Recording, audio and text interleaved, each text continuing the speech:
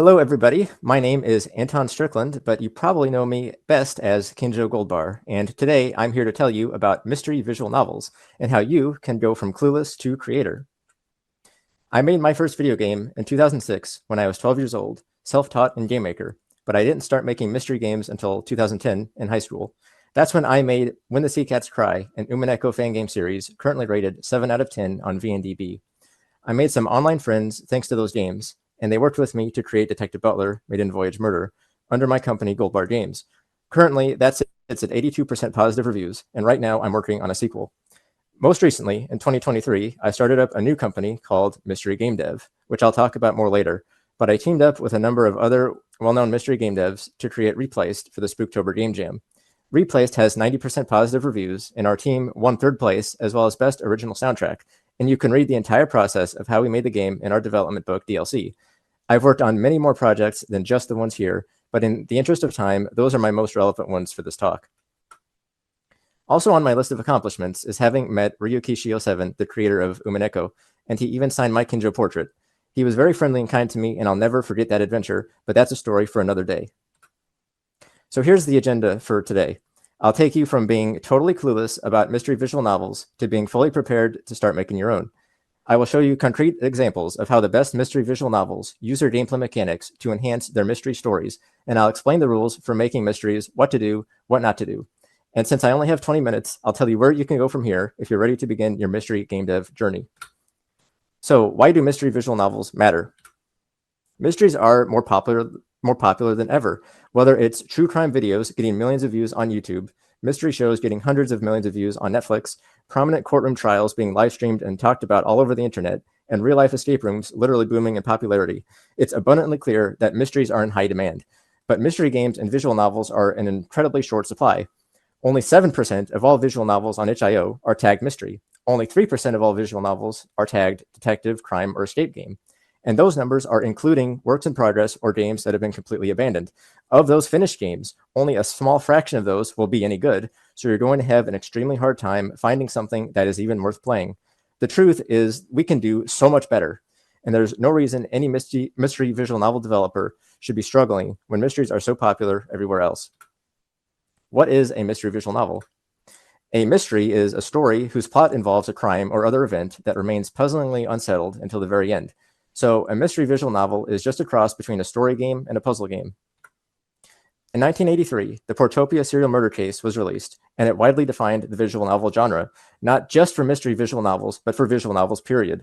It has the text on the bottom, the images at the top, dialogue choices, and point-and-click elements. The story also features a locked room murder mystery with a shocking twist solution, a callback to Western Golden Age mystery novels. The story design from these Golden Age mysteries and gameplay design from Portopia were highly influential in the creation of what I call the Big Four mystery visual novels. From 2001 to 2010, Ace Attorney, When They Cry, Zero Escape, and Danganronpa all became massively successful franchises, creating their own niches and inspiring countless indie developers. There are three key differences between mystery visual novels and other genres. One, they are not just a story. Puzzle design makes or breaks the game. A satisfying mystery is the difference between a positive or a negative review. Two, they include gameplay systems to facilitate solving of the puzzles, not just choices, but actual gameplay. Three, they prioritize the pursuit of truth over the pursuit of love. Most people probably associate visual novels with dating sims where you pursue different love interests, but the unique aspect of a mystery visual novel is that any amount of romance will take a backseat to the solving of the puzzle. If you enjoyed playing one of the big four, it's very common that you will also enjoy the other three. Here you can see a map of the most popular visual novels on VNDB, courtesy of Bunny Advocate from a previous VNConf talk a few years ago. Each node on the map is a visual novel, and the proximity of each node indicates the ratio of people who play the one game that go on to play the one next to it. I overlaid the logos of each mystery visual novel so you can see more easily where they cluster. You'll notice that the romance games are on the bottom, the porn games are on the top, and the mystery games are right in the middle. They are completely different audiences. They don't overlap. This is why I believe, in my experience, that advertising to general purpose visual novel communities just doesn't work, because they're either looking for romance or porn. And there's nothing wrong with that, but those just aren't the kind of games I'm making. And here you can see just how close they cluster together. They're right next to each other, except for Umineko, and I suspect that's because it's the one with the least amount of gameplay. The other three were initially released on major consoles and designed primarily for a more mainstream gaming audience. Now, let's take a look at how the Big Four do things right. Spoiler alert, from here on out, this is a spoiler warning for all of the big four visual novels, and it will remain in effect for the rest of this talk. In order to actually go over these examples so that you get something meaningful out of this talk, I will need to reveal a few spoilers. These include the explanations of a few puzzles and the revealing of a few victims and culprits. That said, I've tried to reduce the amount of spoilers to the bare minimum, and I believe you can still thoroughly enjoy each game even if you hear the spoilers I'm about to tell you. They're about 10 years old after all, these games, so... The detective subgenre is one where a detective, either professional or amateur, investigates and solves a crime. Umineko Nanaku Koroni, or in English, When the Seagulls Cry, is an excellent example. The game is formatted exactly like a Golden Age detective story, constantly referencing Golden Age mystery authors like Agatha Christie, Ronald Knox, and S.S. Van Dyne. Umineko is set up like a game between author and reader. The gameplay is simply reading the story from start to finish, not even any choices, but with the task of using your own brain to make sense of what's happening in the story. Umineko includes a convenient tip screen to keep track of relevant information. Character profiles will update when you meet someone new, when they go missing, or when they get killed off. There are also notes on certain things, like the riddle of Beatrice's epitaph, which is the central puzzle of the entire story. It's good to have these tips as reference points, because especially for a long game like Umineko, the player may take a break from reading and will need to quickly refresh their memory on what's happening without spending too much time catching up. The only way these tips screens could have been improved was if they also included the red text. Umineko uses red text to highlight the absolute truth. Players can analyze these red statements in conjunction with everything else to make theories about what really happened. Red text is mostly useful for situations that cannot be proven or disproven except through word of God. And actually, this was used a lot in detective fiction from the Golden Age. They would just write in the footer of the page, yes, you can trust everything this person is saying about the situation to give the player a fair chance at solving it. The puzzle here is that 6 dead bodies were found in a locked room, the chapel. The only key to the chapel was sealed inside an envelope that had been in the possession of a certain character ever since the night before, when everyone was still alive. The next morning, this character then opens the envelope to find the key, which she uses to discover the dead bodies. So the question is, how did the victims get inside the chapel if the door was locked and there was no way for the culprit to use the key? On top of this, Beatrice also says in red that all of the victims definitely went through the door, so this is only possible using magic, right? The answer is actually really simple. Out of all the red text presented, not one of them states the door was ever actually locked in the first place, meaning that the person who discovered the crime scene simply lied about unlocking the door. It was a false premise. This solution is never actually proven the way a detective story would normally prove a theory, but that's only because Umineko is a different type of detective story, but it is still very much one worth reading. Next is the courtroom subgenre, where the story involves conflicts in court between characters in the legal profession. In Phoenix Wright, you play the role of a defense attorney, so your goal is to prove your client innocent. The interesting catch is that in most cases, you prove your client innocent by proving someone else guilty. So it's incredibly satisfying to be backed into a corner and then completely turn the tables and end up getting the prosecution's witness cornered instead. Gameplay is split into 2 sections, an investigation part where you gather evidence, followed by a courtroom part where you use that evidence to point out contradictions. During your investigation, you have the options to examine, move, talk, and present evidence, all options that were also in the Portopia serial murder case. During court, you must listen to witness testimony and raise an objection if something seems wrong. In this courtroom scene, Mr. White is talking about what he saw through the window into the room where the murder took place. He says the victim ran left, but April May's testimony, who you cross-examined earlier, said the victim ran right. It makes more sense to believe she went right, toward the door, trying to escape from her attacker. If she had gone left, she would have ran opposite the door into a dead end. The only way Mr. White could have seen the victim going left is if he was standing in the room with her exactly where the killer is supposed to be standing. The player is even prompted to point out the attacked spot. These game mechanics lend themselves really well to a repeatable game loop that can be used in an endless number of cases. Next is the death game subgenre, where characters are forced to participate in a survival game where elimination means death. In Danganronpa, the gameplay is similar to Ace Attorney, with an investigation followed by a battle royale debate between every survivor. They must cast votes to determine who committed the crime, and if they get it right, the culprit gets executed and they live to the next round. If they fail, then the culprit escapes, while the rest of them get killed instead. All characters are arranged in a circle in a 3D courtroom. The camera pans around as each character speaks.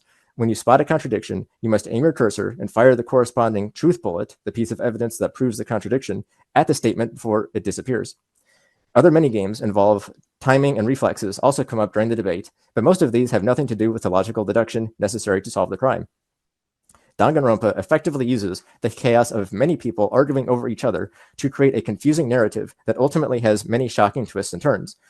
During the first debate, the characters figure out that the gold coloring on the victim's wrist meant that her attacker used a golden sword to hit her there. However, the sword's sheath was damaged. They reason that the nearby kitchen knife was used to scratch it, meaning that the person who started the fight was using the knife and the victim grabbed the sword to defend herself. That is, until they realized that the victim's palms were not covered in gold and the faucet in the bathroom was turned off that night, meaning that it was the victim who used the knife and the attacker who used the sword. Basically, it's a complete role reversal. The person who ultimately lost her life was actually the one who attempted the murder, and she ended up getting killed in self-defense. This twist fills you with despair because she seemed like such a trustworthy and innocent friend. Finally, we have the escape room subgenre, where characters are trapped in a confined space and must solve puzzles to get out. In Zero Escape, the tutorial does an excellent job of using a variety of game mechanics. First, you wake up in a room that is constantly being filled with water, and you need to get out of there to survive. You start by searching around the room for items, clicking to add them to your inventory. You find a locked blue box, a locked red box, a blue key, a red key, and 2 pieces of paper with blue and red triangles on them. You can also combine items together, in this case, a picture frame with a screwdriver, to create new items. So you unscrew the picture frame to take out the picture. You must then rotate the picture, and on the back, you find a legend for deciphering the triangles. You then use that legend in combination with the papers to determine what numbers you need to enter on each combination lock in order to open each box. Finding what is inside both boxes is required to open the door and escape the room. Good puzzle design is also good mystery design. All clues needed to solve all the puzzles were placed inside the game area, and there was no excess clues. This was also true for the puzzle design of the other games we talked about earlier. All clues matter. They all have a purpose in the story and a use for the player. My advice for beginners is to do exactly what I did starting out. I kept everything simple and small for my first Detective Butler game. I knew that writing a mystery story was hard enough on its own, so instead of adding anything like branching choices or complex gameplay, I just wanted to start out by making a small but good mystery story, and many people would say I succeeded. The sequel was where I messed up. I got excited and tried to add 3D scenes. Full movement where you go around collecting evidence, and then you use that evidence in a Danganronpa-style debate. The problem was that the sequel was more ambitious than I could realistically handle, and the project collapsed under its own weight. I had to take a break from it for several years, but now I've scoped it down to something more manageable. And making your game episodic is practically a death sentence. It's very tempting to do since all of the big four are episodic games, and we were all inspired by those.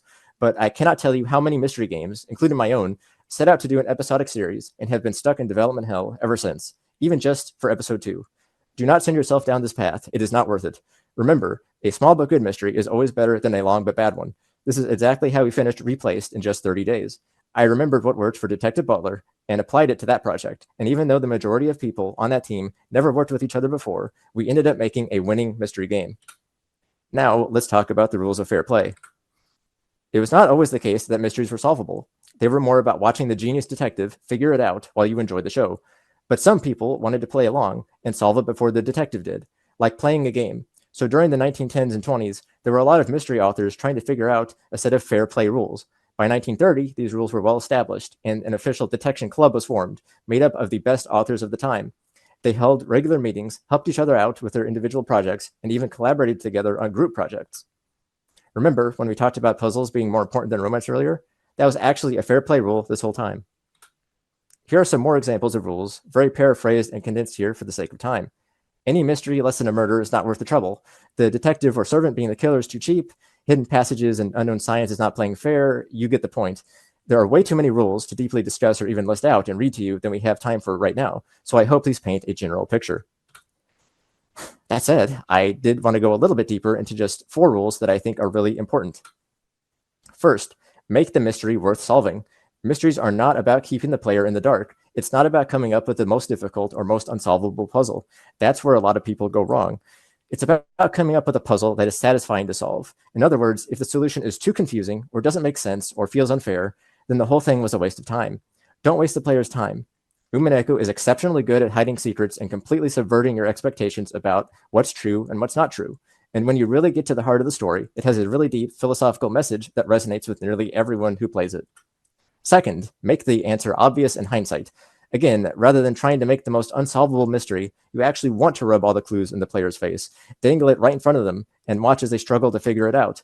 Those are always the best mysteries. Some would argue that the dying message in Danganronpa gave away the killer's identity too easily, just as they might argue that the dying message in my game, Detective Butler, did the same. But there are going to be people who don't figure it out so quickly, and even if they do, there are still other aspects of the story to solve.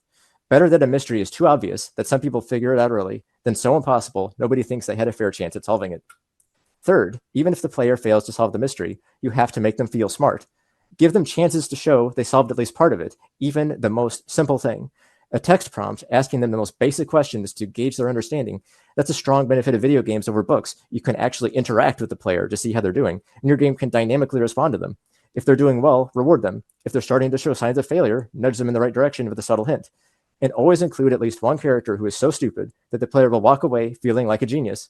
There may be a lot of prompts in Ace Attorney and Danganronpa that seem too easy, and a lot of the characters in the debates might seem like complete idiots, but that's by design. It made everyone who played those games feel smart, even if they're completely new to the mystery genre, and they had such a fun time, they'll want to come back and play more. Rule number 4, my favorite and probably the most important, there are no rules. Umineko proves this point very easily by intentionally breaking many of the Van Dyne rules. Love is a strong theme of the story, and there are many long and descriptive passages unrelated to the mystery. At one point, they parody a Van Dyne rule by comparing the butt of a cigarette to the brand smoked by a suspect, which is such a cliche, you're just never supposed to do that. Danganronpa breaks the no suicides and there must be only one detective rules. Ace Attorney breaks the don't use supernatural means to uncover the truth rule quite a lot, and the guilty party will often show up well after the early part of the story. But generally, when you're just starting out, following the rules is a good thing. It teaches you how to write a mystery. When you want to do something more creative and innovative in the genre, you can bend the rules as much as you want. Remember, there's a reason why these guys wrote the rules. They saw lots and lots of bad mysteries being made, and it took years of experience to write a list of things you should do and not do in order to make a mystery that people will actually enjoy. Don't take it for granted, but don't let it stop you either. And for your convenience, I have all these rules posted on my website at mysterygamedev.com/rules, which you can check out once the talk is over. So, how do you get started making your own? Start by picking a subgenre from the ones we talked about. Then pick what kinds of gameplay you want to add. Like I said earlier, I recommend starting small. Then I highly suggest you use an outline. For Detective Butler, I rewrote my story so many times I lost track of what the answer actually was. For Replaced, we only rewrote parts of the outline, not the actual story, and that saved us tremendous amounts of time. A logic error is what happens when your own solution to the mystery doesn't actually work, because you've contradicted yourself. It's even worse than a plot hole, and it can become a living nightmare. It is always better to catch these in the outline stage, looking at the big picture, instead of being knee-deep in the story and realizing your mystery is literally impossible to solve. That's why getting feedback from someone else is so important. You need a fresh set of eyes or a fresh brain thinking about your mystery and trying to solve it. You'd be surprised, just like with other kinds of game testing, what the player will end up trying to do in order to break your game. And try to resist the urge to modify the outline. It's not even about scope creep, although that's also true. Just, it's how these logic errors tend to happen. You make one small change, not thinking about how it affects the rest of the story, but then it all comes crashing down. Make a plan, stick to the plan, and make it happen. Here is a really basic outline to get you started. Most mysteries use this format to some degree, and I use it for Detective Butler and Replaced. The first part introduces all the necessary information to the reader, setting things up for later parts, and ending with the discovery of the crime. The second part goes deep into the mystery through a cycle of investigation and deduction, until eventually the detective explicitly tells the reader that the mystery is not possible to solve. The final part is where the detective explains who committed the crime, how, and why, and the story comes to a conclusion. At this point, the best thing you can do is just gain experience by writing some mysteries and seeing how they go. There are many more elements you need to know, but we just don't have enough time for those today. And I know what you're thinking. Okay, but it sounds like mystery games are really, really hard to make. Yes, they are. You might be thinking it's too confusing and too much work. You're not smart or logical enough. You might be thinking you don't know any clever tricks. You don't have any skills or the money or the time or anyone to help you. That's okay, because we are here to help. Mystery Game Dev is a community for anyone interested in mystery games, whether they are fans or developers. There are many general-purpose visual novel communities, but none are specifically dedicated to mysteries. Out of all this time, I've never found one until I had to make one. I started this one to help bring together these two groups of people who seem to have trouble finding each other. Mystery fans always want to find more mystery games, and developers are struggling to connect with their audience. Mystery Game Dev solves both problems. If you're brand new to mystery game development, that's totally fine. We have a place for beginner questions, and then as you create a project and level yourself up, you gain access to more channels that go into deeper topics. Just like the Golden Age Detection Club, we hold monthly voice calls and build community projects together. We have experts who are more than happy to answer questions and provide you with the tools and resources you need to go all the way from clueless to creator, and then you will be the mystery expert. So, in conclusion, if you want to learn about mystery games, join Mystery Game Dev. If you want to play them, join Mystery Game Dev. If you want to make your own, join Mystery Game Dev. Please go to mysterygamedev.com where you'll find links to our Discord, Substack, YouTube, and X.